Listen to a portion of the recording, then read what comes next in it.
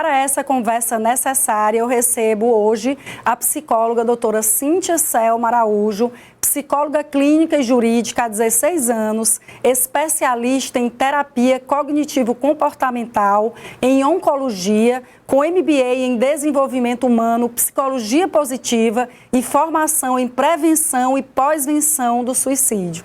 Muito obrigada, doutora Cíntia, minha querida. Seja muito bem-vinda. Obrigada. A nossa família. Rosinha, né? Isso, fique à vontade.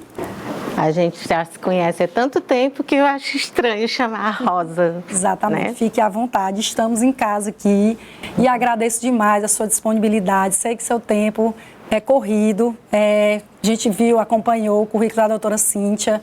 Hoje, minha amiga querida é atuante aí na psicologia, uma inspiração para mim, que estou me formando também em psicologia.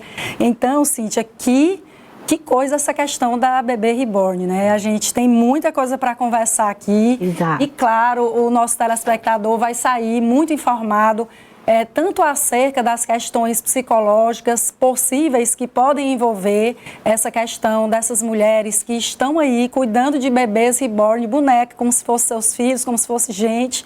E também a gente, claro, vai conversar um pouco da questão jurídica, porque já tivemos mamães também consultando advogadas acerca de direito de convivência, guarda. Então a gente quer trazer tudo para o programa ficar completo, como sempre. Exato, assim, o bebê reborn, ele existe desde 1990, né? Surgiu aí como uma arte, como um hobby. Sim. E agora surpreendeu a todos com esse movimento na internet, um fenômeno. E aí gerou várias discussões, várias reflexões muito interessantes no aspecto da psicologia e do direito, né? Exato. E aí, Cíntia, eu já quero trazer uma questão que pode levar uma mulher adulta a estabelecer um vínculo afetivo tão forte, intenso, com uma bebê reborn. Existem alguns gatilhos emocionais aí envolvidos? Sim, né? Às vezes brincar não é só para criança, o adulto também ele usa do lúdico e brinca com boneca. A questão do bebê reborn em especial é porque é uma boneca que tem ela é muito realista, né? Até a própria confecção dela tem as ruguinhas, às vezes até respiração, batimento cardíaco. E por vezes existem situações que podem desencadear, né, o uso da bebê como uma válvula de escape, como para poder, até uma estratégia de defesa por uma dor emocional.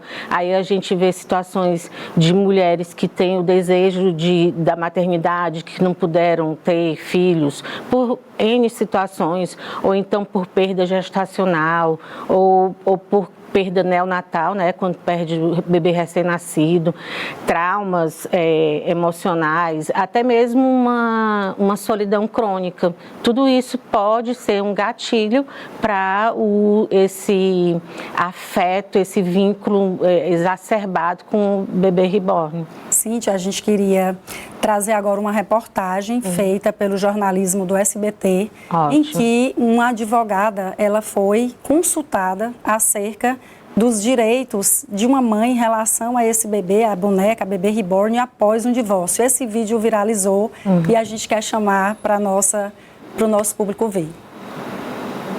Eu fui procurada por uma mãe de uma bebê reborn para regulamentar a situação da bebê reborn dela, porque ela constituiu uma família e a bebê reborn faz parte da família dela. Só que o relacionamento não deu certo e a outra parte insiste em conviver com a bebê reborn pelo apego emocional que teve nela. E no atendimento me foi dito que outra bebê reborn não solucionaria a questão pelo apego emocional que já tem na bebê. Suzana contou que ficou assustada num primeiro momento. Tentou sugerir a compra de uma nova boneca, mas o ex-companheiro dizia que já tinha apego emocional a que eles tinham comprado. A mulher disse que, se ele quisesse ver o bebê reborn, deveria dividir os custos. Já o homem pedia acesso à administração da página da bebê no Instagram, que começou a ser monetizada. Obviamente, a demanda de regularização de guarda de um objeto não é legítimo para o judiciário, né? Não tem como regulamentar a guarda de uma boneca, que é um objeto. Mas a questão da rede social, sim, é uma questão legítima. Foi então que Suzana percebeu que poderia ajudar, mas não da maneira que a cliente queria. E aí eu entrei em contato de novo, explicando, né, tentando ver se a gente conseguia reverter isso só para a parte da rede social. Suzana deve manter a ação para resolver a questão da conta do Instagram. O sucesso do perfil tem uma explicação simples. Os bebês reborn estão em alta atualmente, tanto que no Rio de Janeiro, um vereador sugeriu a criação do Dia da Cegonha Reborn para homenagear os artesãos e artesãs que produzem os bonecos. Nas lojas, crianças, mulheres e idosas se encantam. O trabalho de fabricação é minucioso e detalhista. Cada peça é única. Especialistas já concordaram que os bebês reborn podem fazer bem para a saúde mental. Até aí tudo bem, mas para Suzana querer torná-los uma questão jurídica é uma temeridade para a já sobrecarregada justiça brasileira. Que esse delírio social só vai para frente se o judiciário aceitar. Então, assim, se começarmos a ter jurisprudências relativizando a boneca como se fosse um bebê, um ser humano, com os direitos de um cidadão, aí a gente vai ver um boom desse problema.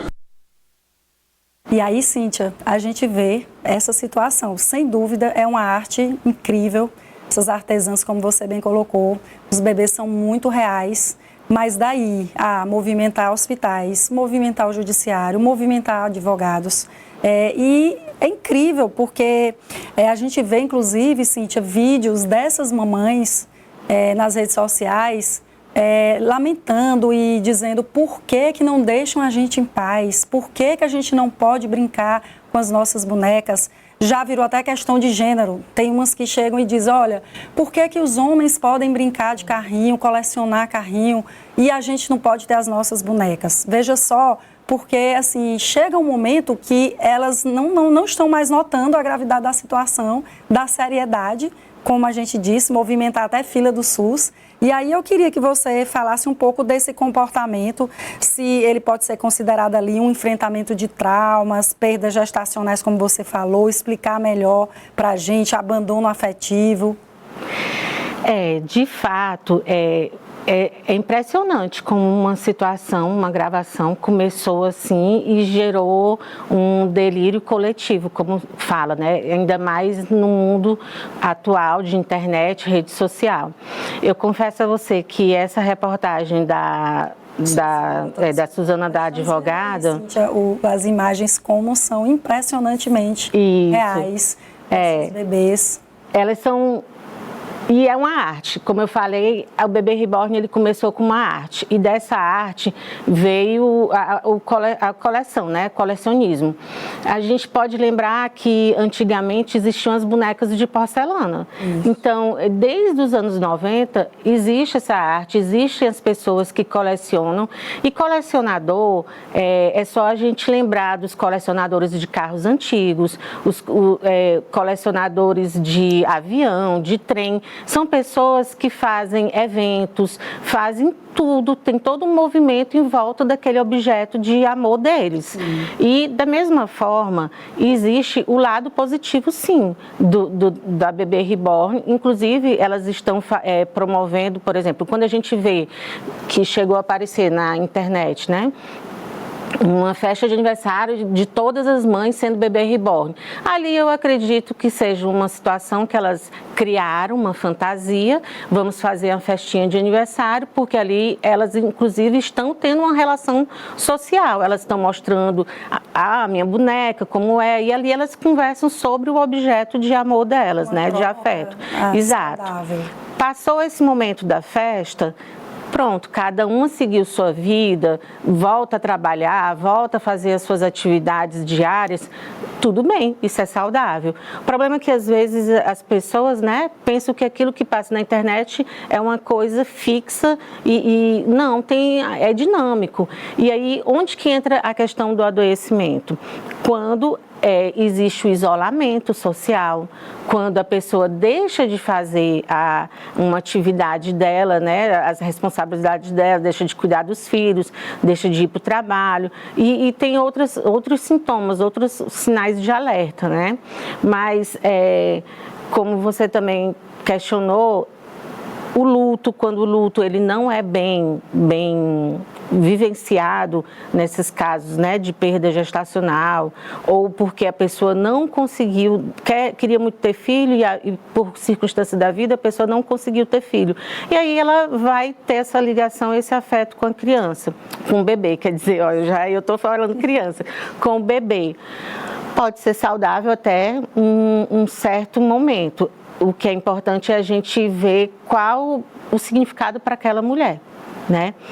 A partir do momento que a fantasia se mistura com a realidade, aí já vamos entrar na patologia, né? No adoecimento. E eu vi também alguns psicólogos falando acerca dessa dificuldade de ter vínculos reais.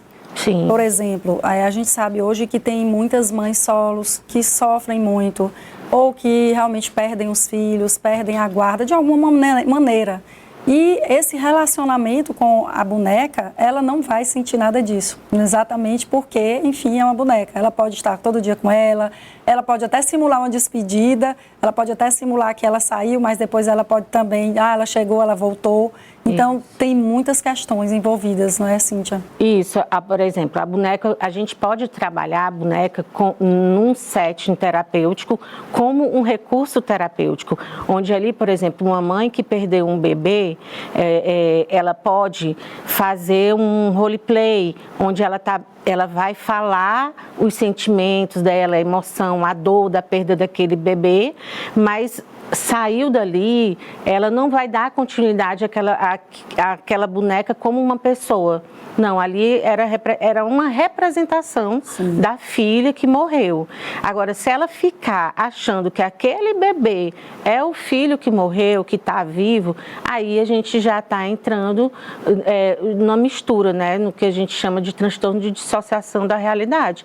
A pessoa está misturando a fantasia com a realidade e pode estar até delirando. No caso, por exemplo, da pessoa que chega num SUS, que quer exigir um tratamento, né, um atendimento, ela está delirando. Isso, né? A gente viu algumas mulheres simulando partos.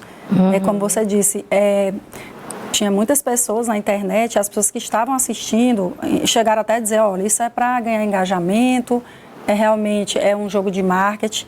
Porém, realmente tem algumas mulheres que a gente notava que sofriam, que viviam aquela dor da boneca, aquela alegria de estar ali com ela, teve uma que banhou a boneca, trocou a roupa da boneca, ensinou as pessoas como é que o bebê arrotava, botou no braço, depois botou no berço de novo. Ou seja, essa distorção da realidade não sabe mais distinguir o que é real do que é realidade, do que é fantasia, não é isso? Isso, e aí o problema é quando essas pessoas querem obrigar que as outras pessoas entrem na fantasia delas, né? Cíntia, fale melhor sobre isso. Ou seja, que realmente os médicos atendam, inclusive, os profissionais, né, dê um respaldo ali para o que ela criou na cabeça. Exato, porque aí a partir do momento que eu chego em uma fila de supermercado, uma fila de banco e levo uma boneca como se fosse um bebê, eu vou ter problemas com as pessoas, eu vou gerar conflito, vou gerar uma situação ali. E eu não posso exigir que o outro entre na minha fantasia, né? Acredite que aquela boneca é um ser vivo. Como ir ao médico. O médico, o sistema de saúde, a gente fala de vida. A gente não... E uma boneca é um ser inanimado, né? Então, ela tem que compreender que ali é um boneco, não é uma pessoa, né? Não é uma criança. E, Cíntia, quando a gente começou a ver essas notícias, a gente não acreditava, né? A gente diz assim, gente, não é possível que nós estamos assistindo a isso, que nós estamos comentando sobre isso, que todo o Brasil, no caso ali, parou profissionais para comentarem aquilo ali, porque realmente a gente começou e disse, não é possível. E a gente foi vendo que foi piorando. as situações piorando, aparecendo mais mães com diversas situações, como a gente viu, e inclusive chorando e pedindo, me deixa em paz, deixa eu ficar com minha filha, porque ela é minha filha. E aí eu te pergunto, em algum nível esse tipo de vínculo ele pode ser considerado saudável? Ou ela sempre representa ali uma desconexão com a realidade? É como eu já até mencionei, quando a boneca é utilizada num sentido de arte, de uma expressão de arte, porque ela é uma reborn, inclusive é renascida. Então é uma arte onde pegava-se uma boneca de vinil e transformava para uma boneca com hiperrealismo, né? Ela tinha vários detalhes ela tem vários detalhes e era caríssima há 20 anos atrás. Ainda hoje é caro, né? Sim. E além disso, a questão do hobby, o hobby também é saudável, né? Pode também proporcionar relacionamento, onde aquelas pessoas daquele grupo se encontram para discutir sobre a boneca, né? Olha a minha, a roupinha e tal. Eu tinha algumas situações, como eu vi algumas mães dizendo, olha, deixa aqui até uma terapia para eu brincar, mas quando não sai da realidade, né? Quando não imagina que ela é uma pessoa. Isso, a boneca é terapêutico e ela pode ser, inclusive, realmente fora da situação de um setting terapêutico, ela proporcionar o bem-estar, por exemplo, uma pessoa que está no luto, que perdeu o bebê, ou está numa situação de trauma, ou na solidão, até certo ponto, o uso da boneca pode ser saudável. Ele tem a gente chama de objeto transicional, que é o que o Winnicott ele falava, né? Quando a gente vê criança, por exemplo, a criança ela chupa chupeta, é um consolo. A fraldinha, tem criança que dorme com a fraldinha, dorme com a sua boneca, com o seu ursinho. Isso é um objeto que ela proporciona a ela elaborar as questões internas com as externas. Quando, por exemplo, se separa da mãe, ou quando vai dormir os pais no quarto e ela no quarto dela. Do mesmo jeito, a bebê reborn, ela pode ser esse objeto transicional para a elaboração das dores emocionais da mulher que está passando por um luto ou por um trauma. Certo.